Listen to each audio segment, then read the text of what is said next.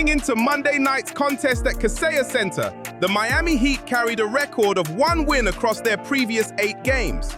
The night prior, they absorbed a road loss to the Indiana Pacers, the team currently holding the worst record in the NBA. With 6 games remaining in the regular season and play-in positioning on the line, the Heat faced the Philadelphia 76ers in what amounted to a direct tiebreaker for potential postseason seeding. The result? A 119-109 Miami victory, secured in the fourth quarter on back-to-back three-point conversions from Tyler Herro. Here is how the game developed statistically. Miami opened with a 13-point lead in the first period, then carried a 38-34 advantage into the second quarter. Philadelphia responded, and at halftime, the 76ers held a 61-58 edge. Miami shot 1 for 11 from three-point range in the second quarter, a sequence that directly contributed to scoring only 20 points in that period. The third quarter produced a significant momentum shift. Miami opened the second half on a 19-4 run, entering the bonus early. At the peak of that run, the Heat led by 15 points. Philadelphia responded again, trimming the deficit to 91-87 heading into the fourth. Bam Adebayo post-play, defensive sequences versus Embiid. The game was level at 101-101 with 6 minutes and 4 seconds remaining. At that stage, the 76ers moved to a 6-point advantage.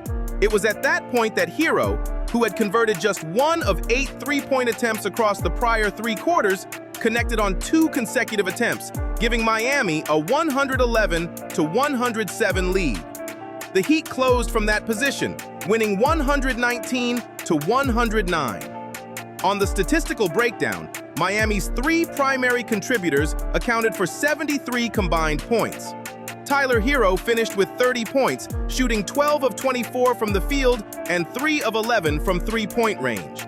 The majority of his three-point production came in the final 6 minutes of the game. He had also posted 31 points the previous night in Indiana. Bam Adebayo recorded 23 points, 14 rebounds, and 6 assists across 41 minutes and 58 seconds of floor time. He converted 12 of 13 free throw attempts and shot 4 of 5 from the field at one point during the third quarter. Adebayo also recorded his 200th assist of the season during the contest. Coach Erik Spoelstra confirmed pregame that Adebayo was expected to play close to 40 minutes given the roster situation. Pele Larson contributed 20 points off the starting unit, with Jaime Jaquez Jr. closing with 14 points in a reduced rotation environment. For Philadelphia, Joel Embiid led with 26 points. Tyrese Maxey added 23, and Paul George posted 19. The 76ers were competitive across 3 quarters, but did not recover from Miami's third quarter sequence, and the late Herro conversions closed the gap before a potential comeback could develop. On the rotation side, Norman Powell missed a second consecutive game due to an upper respiratory illness. Spoelstra adjusted by deploying Kel'el Ware as his first reserve off the bench and reintroducing Drew Smith, who had been inactive for the previous 4 games ahead of rookie Kasparas Jakučionis.